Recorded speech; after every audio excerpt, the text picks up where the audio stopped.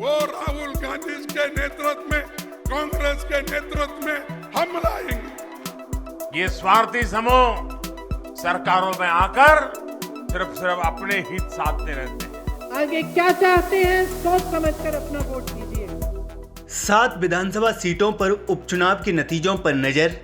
क्षेत्रीय दलों के सामने बीजेपी का टेस्ट। बीजेपी के लिए क्यों अहम है उपचुनाव के नतीजे।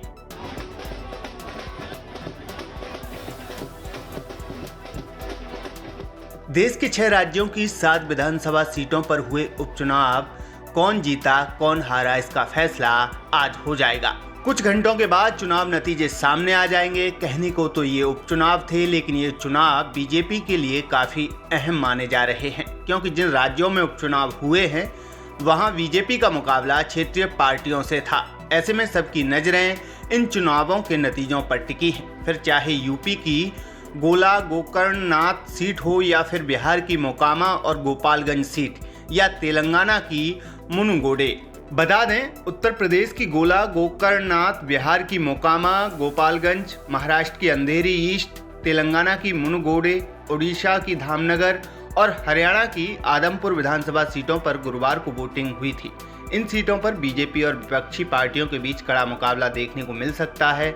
जिन 7 सीटों पर बीजेपी और क्षेत्रीय पार्टियों के बीच मुकाबला है, उनमें से 3 भगवा दल के पास थी, तो वहीं 2 सीट कांग्रेस के पास थी।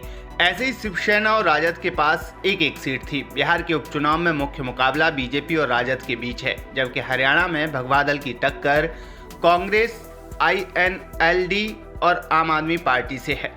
तेलंगाना में बीजेपी का मुकाबला तेलंगाना राष्ट्र समिति से है। यूपी में समाजवादी पार्टी और उड़ीसा में बीजू जनता दल से है। सबसे बड़ी बात यह है कि उपचुनाव के नतीजे ऐसे समय आ रहे हैं जब गुजरात और हिमाचल प्रदेश में विधानसभा के चुनाव होने जा रहे हैं।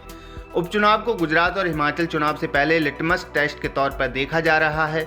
इसका असर इन राज्यों के विधानसभा चुनावों में भी देखने को मिल सकता है। बता दें कि गुजरात और हिमाचल में बीजेपी की सरकार है। बीजेपी इन दोनों राज्यों में फिर से सत्ता में लौटने की पुरजोर कोशिश में लगी है। इसके लिए बीजेपी के बड़े नेता चुनावी मैदान में उतर चुके हैं, तो कांग्रेस और आम आदमी पार्टी की तरफ से भी चुनाव में ताकत झोंक दी गई है। ऐसे में सभी दलों की नजरें इन सीटों के उपचुनाव के नतीजों पर टिकी हैं। आगे क्या चाहते हैं सोच समझकर